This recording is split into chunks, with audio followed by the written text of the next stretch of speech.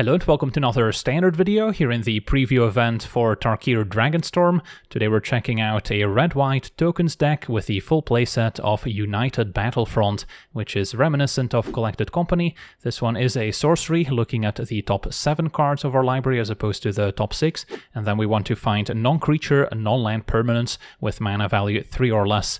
So the red-white tokens archetype is a pretty nice fit for the Battlefront, since our key cards are 3 mana permanents that we can find, including the Caretaker's Talent, drawing us extra cards when tokens enter, eventually pumping the team up as well.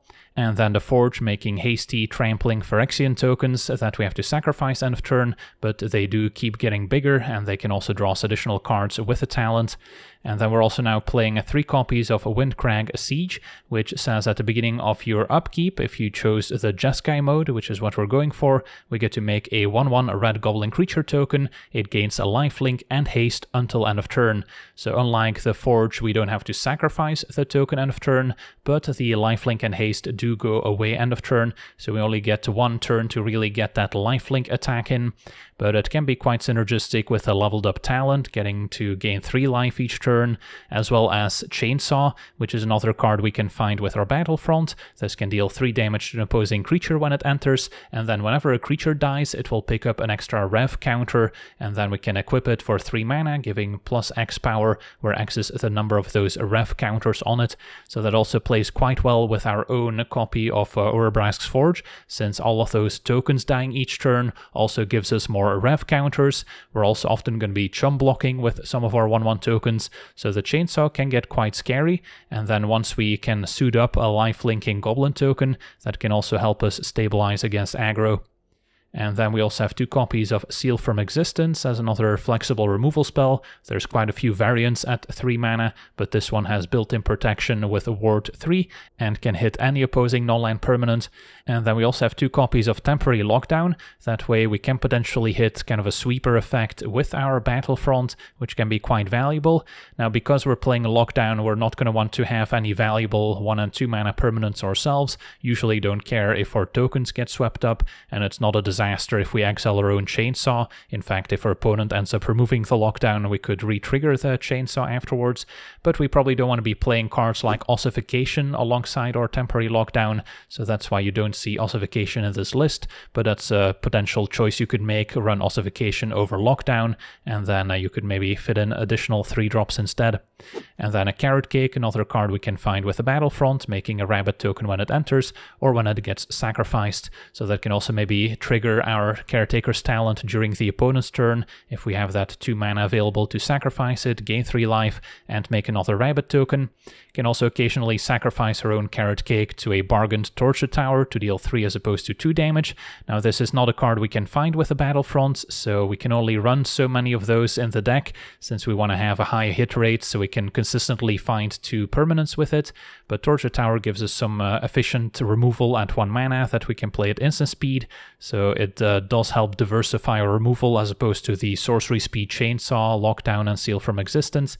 And then topping off our curve, we have 3 copies of Sunfall, which is pretty important against other creature decks, because all of these 3 mana artifacts and enchantments are pretty slow to get going. Ideally, we have them in play for multiple turns to accumulate value, so then if our opponent's just curving out with creatures, we're going to be pretty dead. So then Sunfall's a way to punish those types of starts and give us a reset button. And then the Incubator still has great synergy with Caretaker's Talent, drawing us a card, and the more creatures in play, the bigger our Phyrexian token will get, so sometimes we want to cast it in the second main phase after getting the tokens from Forge.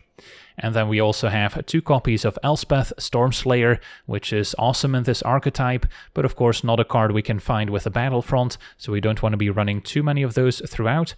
But Elspeth will passively double all our token generation, so that doubles the +1, now making 2 soldier tokens, but it also applies to our other effects, especially nice with the Forge if we have some oil counters on it, because those tokens can deal a lot of damage very quickly. And then can also maybe take out opposing creatures with the -3, and then the 0 ability can also pump up our team, giving them flying until our next turn, so we can also maybe block with them if needed. And then the mana base also has a few additions here with the encampment, which we want to activate before we attack. I did make that mistake during the gameplay. And then we'll get to make a pair of red warrior creature tokens that are tapped and attacking, although we do have to sacrifice them at the beginning of the next end step. Still a nice way to push additional damage, especially if we already leveled up our talent, maybe have an Elspeth doubling the tokens, then we'll get 4, and can also still help us trigger our chainsaw end of turn, so there's plenty of synergy throughout. And then Fountain Port, another way to make tokens, perhaps in the opponent's turn as well, so we get the best from our Caretaker's talent, triggering twice in one turn cycle. So yeah, that's our deck. Now let's jump into some games and see how the deck does. Okay, we're on the play. We have what looks like a reasonable hand, except for, I guess, missing the red to actually cast the chainsaws. And knowing CGB, probably don't need removal for creatures. Alright, this I can keep. Maybe still keep Chainsaw over Lockdown to have something to do on turn 2. Say no to the Lockdown.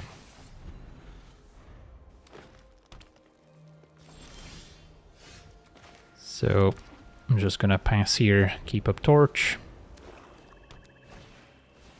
And Beanstalk, so the late game may not favor us. Lockdown could have been an answer, I suppose, as we draw more Chainsaws. Can Forge first, and then next turn Talent will draw right away. So we're hoping to find, I guess, another land, and then our 4-mana card. For now, just Beans into Overlord.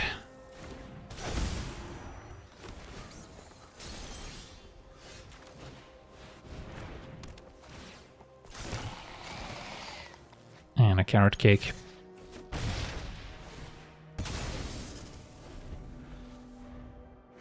So we're pretty far behind, having missed a land drop. Stormbrood can destroy either one of our permanents. Goes for the Forge. Hit a land at least. So Carrot Cake, sack it in the opponent's turn again. Sunfall could be okay, I guess.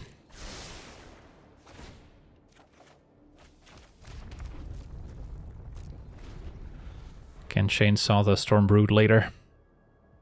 The village can help them surveil.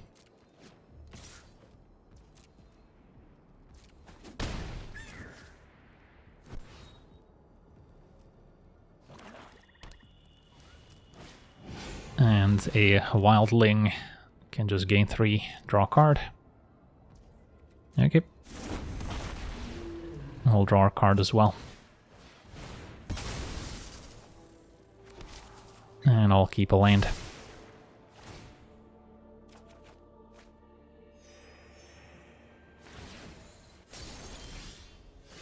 Find another enchantment.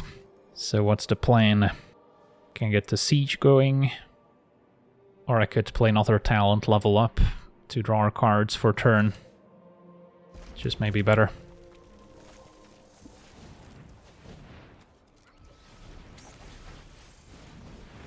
Does seem like there might be a Leyline Binding in hand.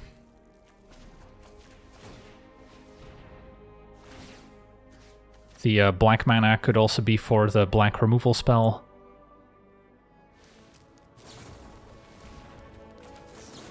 I think we'll let that go instead of torching with Bargain, so we can level up the other talent and draw 2 at least.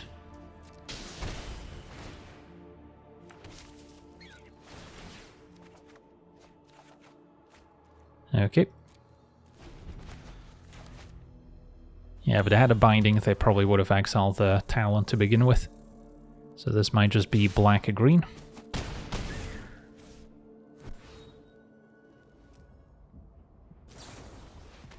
Remove your own Stormbrood. And then Overlord can get it back. So that's something we'll want to exile. Speaking of exile, there's Ugin. Yeah, that's not an easy one for us to remove. Pretty bad at dealing with Planeswalkers. And Regent wipes the board. Okay. So now could be an okay time for Sunfall. Draws 2 cards. Still have Torch for Ugin. Yeah, the siege doesn't trigger until our upkeep, so it takes a while to get going.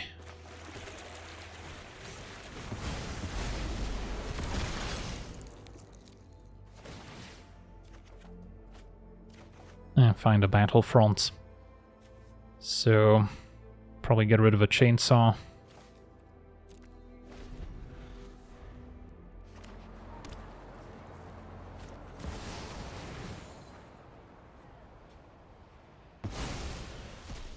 Talon's gone.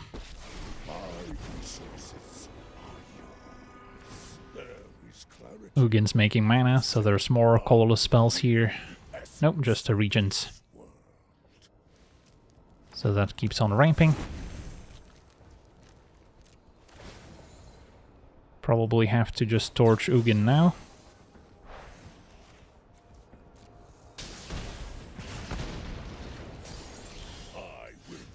And then try the Battlefront. Could also level up the talent, animate the incubator, but then we're still 1 damage short. So Battlefront it is.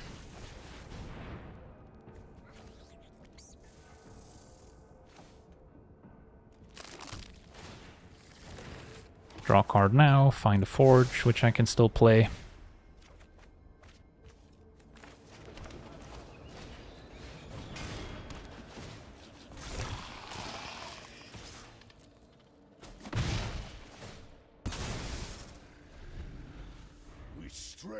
Your emotions. Ugin draws. Plan bears fruit. And there's another Overlord. Also would have been able to get back Ugin. For now they can destroy my Caretaker's talents. I'm drawing in the process. Maybe they'll go for the Forge. But yeah, it's the talent.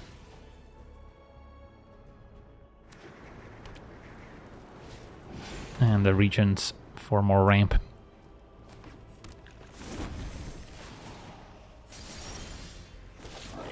Make a token, find an Elspeth. That could be exciting. So let's say I chainsaw their dragon. I can still play Elspeth. And then we would get double the Forge tokens as well. Yeah, that looks okay.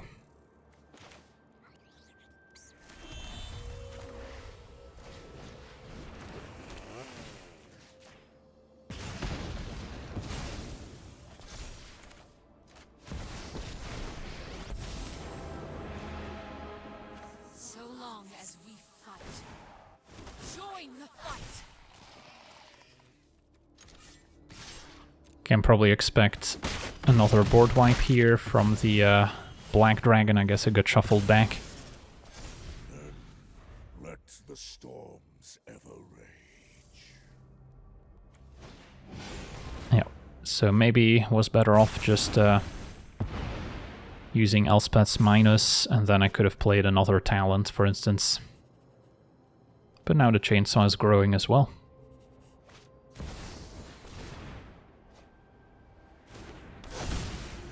And we do want to have answers at the ready once the Overlord turns into a creature, so they cannot get Ugin back as easily. Alright, Overlord probably goes for Ugin.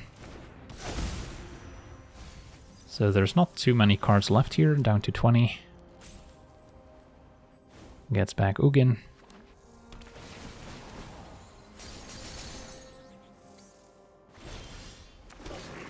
Get double the tokens. So what can we come up with? Talent. Kind of want to level up to pump up my tokens. So then I might want to do that now. Could also plus Elspeth once again. Close call. Yeah, we're not attacking for lethal yet. So level up. That works. I guess these tokens don't have haste. So then I'll just keep making soldiers. More heroes for the cause. I'll level up again.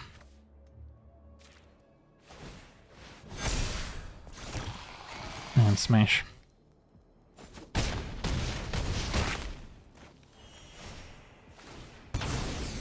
Chainsaw grows. Can't forget about the encampment.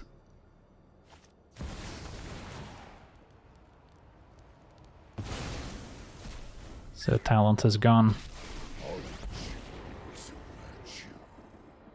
I see no threat that I cannot manage. Ugin draws. Open your mind to possibility. And wipes the board once again. 3 mana left. There's going to be an Overlord on defense as well. Although Elspeth can maybe take that one out. It's going to be Overlord once more. 13 cards remain. Gets a Stormbrood back. It is a sorcery to use Petty Revenge.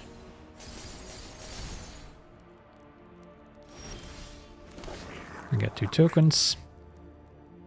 So, minus here.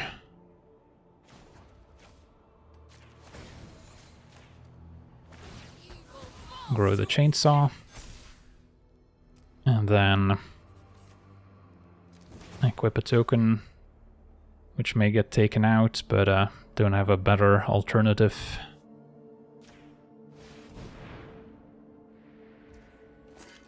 And then I can animate the incubator.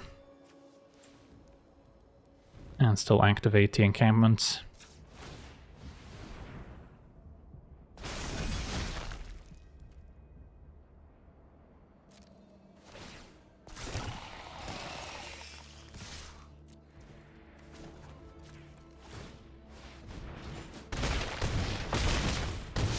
I guess I mistimed this. Yeah, I had to activate it before attacking, but luckily didn't matter. On to the next one. Alright, we're on the draw. Our hand's got a lot of chainsaws, and knowing Brian, we can expect some dragons. So I don't know if 3 damage is necessarily enough to deal with them. So I might want to mulligan here and look for something a little different. Okay, this I can try. Do we keep Double Forge? Might be better than the Siege. Still need to hit our land drops. Alright, Llanowar Elves would have been a fine chainsaw target. For now, play this one tapped. So we might have to lock down before we do anything else. So we're Temur colors. And Arona, alright. Can torch a tower with elves now.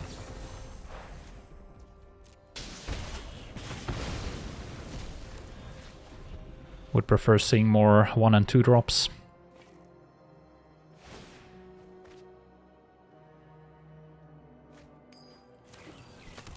So it is a legendary deck. And Inti still gets exiled by lockdown.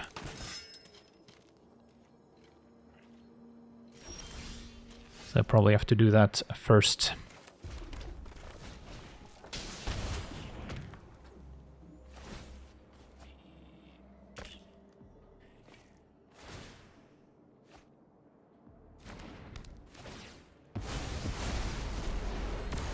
Can still play a land from exile.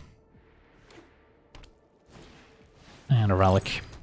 So we are setting up some sort of combo. For now we'll get Forge going. And then next turn talent can maybe level up to preserve the Forge token.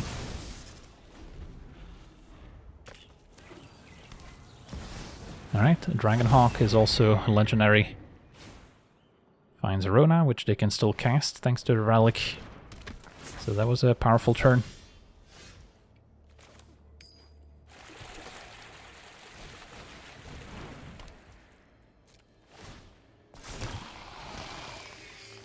And then I don't have to attack, but I think I will, since I can just play a carrot cake instead of leveling up. And then we're looking for some more artifacts and enchantments here. Probably gonna have to Sunfall to reset the board. Animus Smite not for this matchup. Alright, well, Indestructible, sadly, doesn't get around Sunfall. Have a few other ways to maybe exile it. So we've got a lot riding on our sweeper here. And Dragonhawk finds 2 more lanes. And we'll draw a card with Heirloom.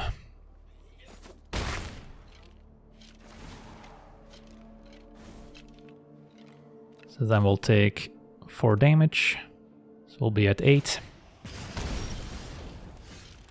And yeah, I think I attack first to grow the Sunfall token.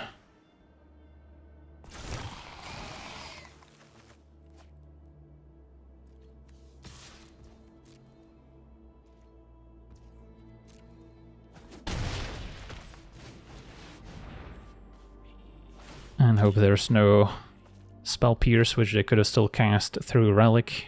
But now Rona's looting. Alright, let's see if we can stabilize here. Carrot Cake can gain life. Got another Forge coming up. Bodyguard can protect Inti. So I guess we'll just start with Chainsaw. And then I can torch Inti in response to Bodyguard getting sacrificed, perhaps.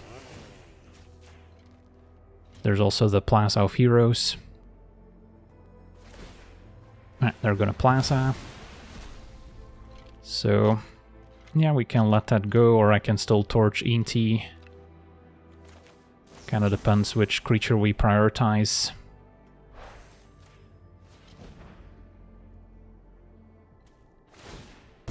Alright, so Bodyguard sacrificed, Inti lives. And then I probably just sack Carrot Cake in the opponent's turn, and then I can copy the token if I'd like. Now Seal from Existence, also an option.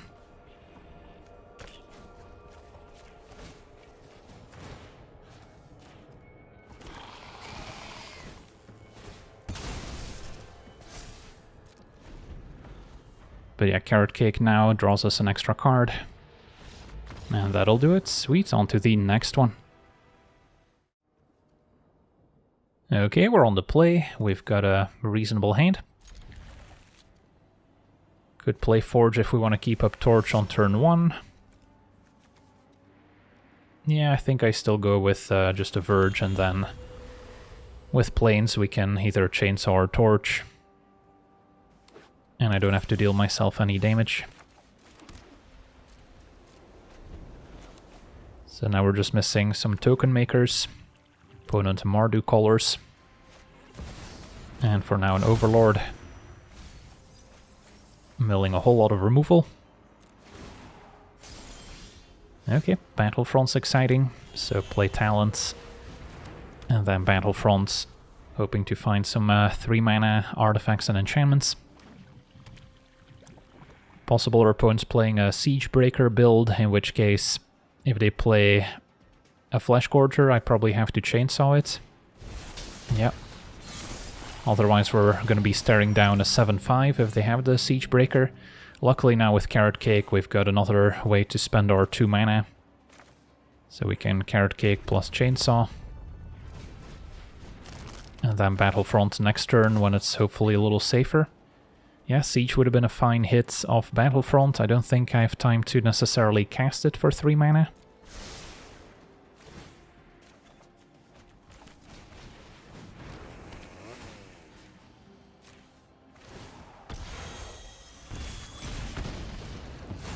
Could have also kept up Torch a Tower, and then if they play the Siegebreaker, I can respond after they target the Fleshgorger and exile it.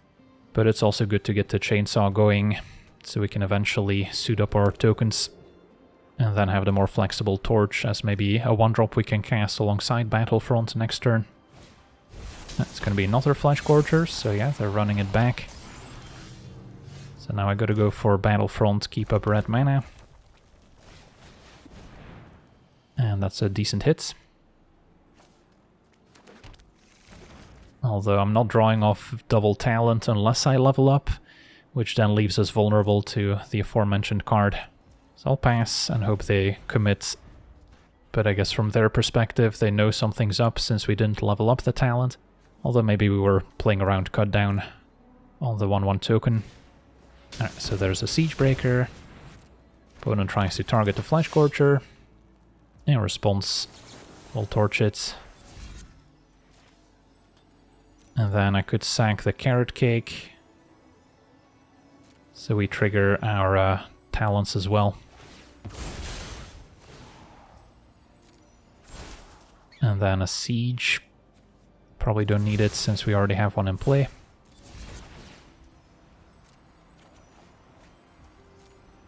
Just looking for more interaction. Elspeth. Maybe Sunfall. Opponent still has a 4/4, but that one we can chump a lot more easily.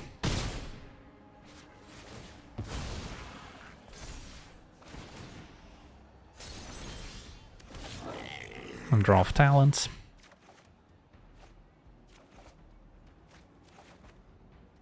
And then I don't think we equipped Chainsaw this turn. We'll just Battlefront again, see what we find, and take it from there. Alright, well, Urabrask's Forge it is. So that's going to help close out the game pretty quickly.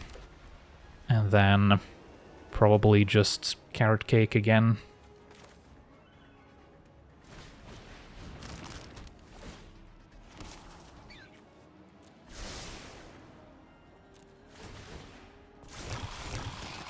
The Lifelinker and the Trampler's attack.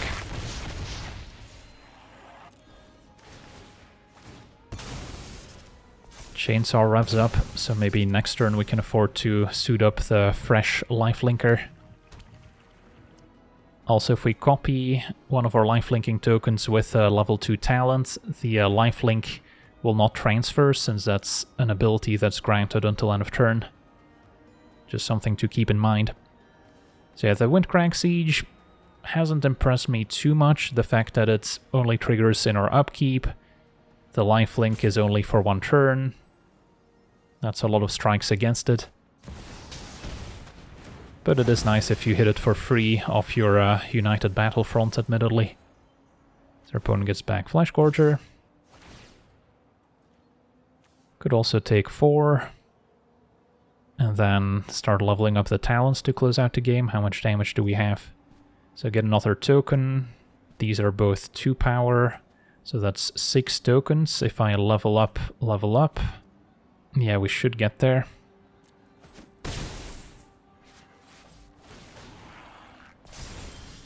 I guess our opponent does have a second Overlord now on defense too. So we might have to redo the math. So if I level up talents, again copying the Haster doesn't really work. Level up again, these all go up to 3 power. And these go up to 4 power, so they block those. Then we still have 12 exactly going through.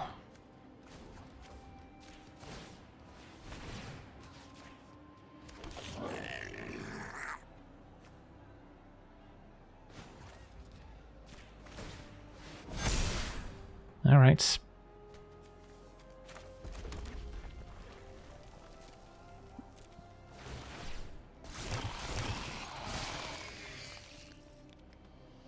So good thing we didn't chum block. Alright, sweet. On to the next one.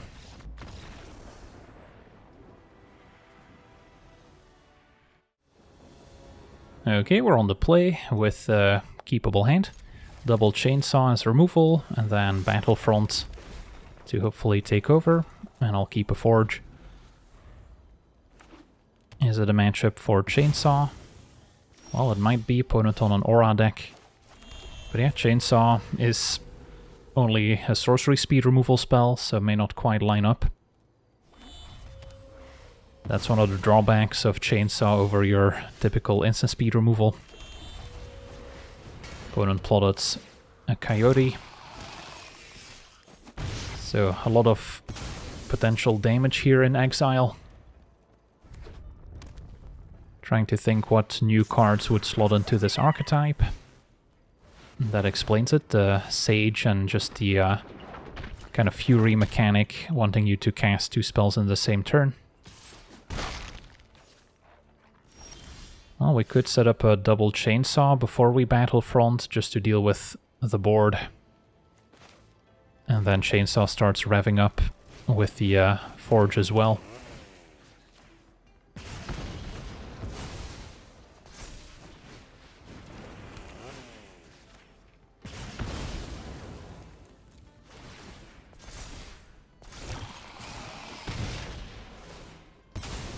And then Siege is pretty good with the Chainsaw once it picks up some counters, so we can get in with our life-linking token and try and stabilize.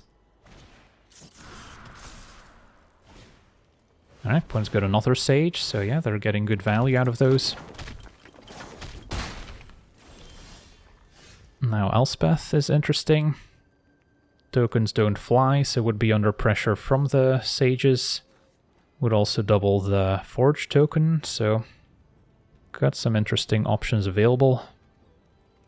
Yeah, the -3 would deal with the 1 Sage. Or we can try our luck with the Battlefronts, but it's not guaranteed to work out. Yeah, Elspeth feels pretty weak on this board. Maybe with Siege in play, the doubling effect is maybe a bit more impactful. But yeah, let's Battlefront. And yeah, double Siege. We'll try that out. It's not like the token from Carrot Cake would block Menace or Flying.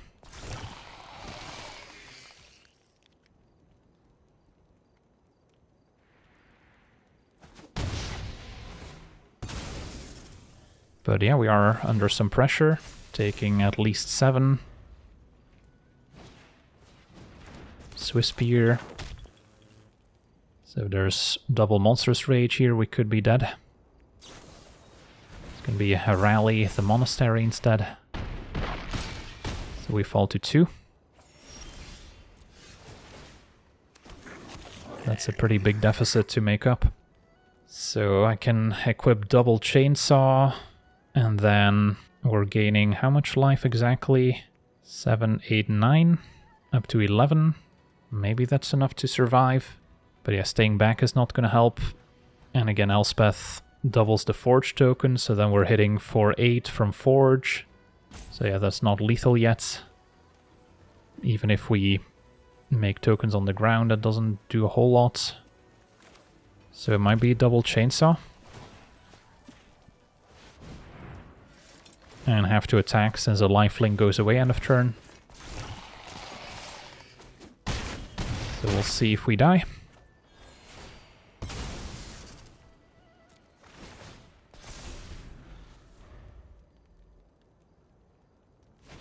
Doesn't take much. Slick shot into a burst lightning will do it. Alright, GG's.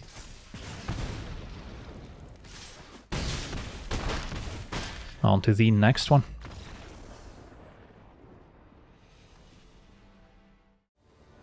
Okay, we're on the play with a keepable hand.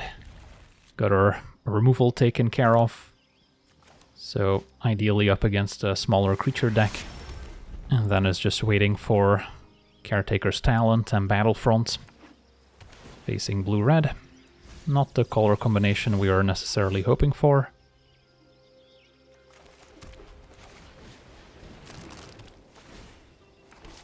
And encampments could be fine, still need more lands.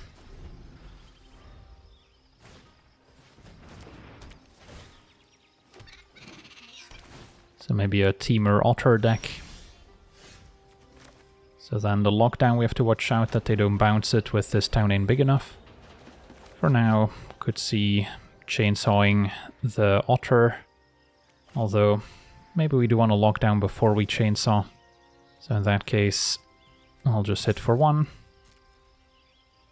Keep up Carrot Cake and Torch. And then maybe lock down afterwards, we'll see. I guess if we lock down our own Carrot Cake, at least if they do bounce it, I'll get the Carrot Cake back. Yeah, so I'm definitely going to want to lock down. So I think I just take it. And then hit for 1.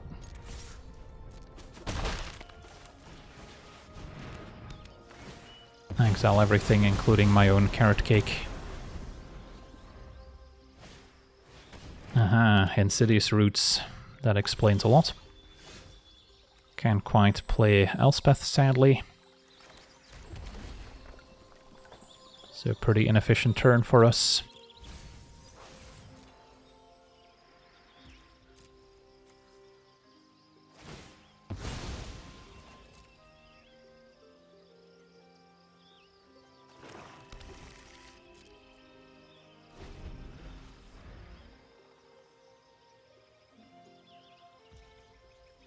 Our opponent is now staring down our lockdown, so they might have an answer in hand. Well, we'll just play Elspeth. Start making tokens. Hopefully those can keep up with the Insidious Roots. And then now if they were to bounce the lockdown, we get our Carrot Cake back and the rabbits also get doubled. And I'll keep a Battlefront on top. Opponent just tapping a creature down.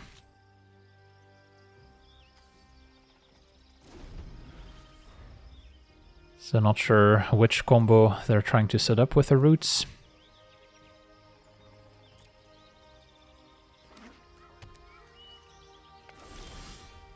Alright, let's cast the Battlefront before we activate Elspeth in case we find a talent so we get to draw. Could go double talent, in fact. Or we could maybe get the siege going, although Urbrask's Forge is pretty sweet with Elspeth when we can trigger it right away. So we'll go talent plus Forge. And then Elspeth still happy to make tokens. I'll draw off talent. And go to attackers.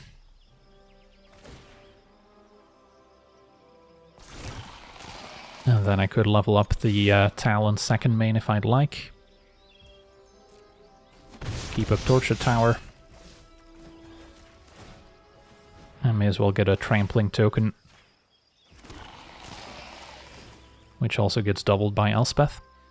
So yeah, Elspeth putting in some nice work. Not sure if I've been more impressed by Elspeth or the Battlefront. Of course, you can't run too many expensive spells or non-permanent, non-creature spells in this deck. But the ones you do get to play hit pretty hard. Whether it's Sunfall, Elspeth, or having some instant speed interaction with Torture Tower. Alright, opponent takes out a token.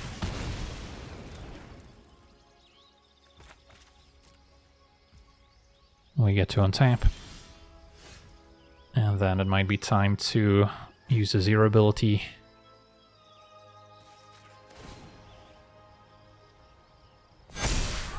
And level up.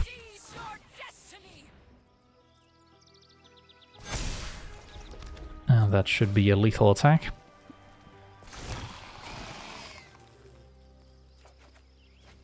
As we find another Battlefront.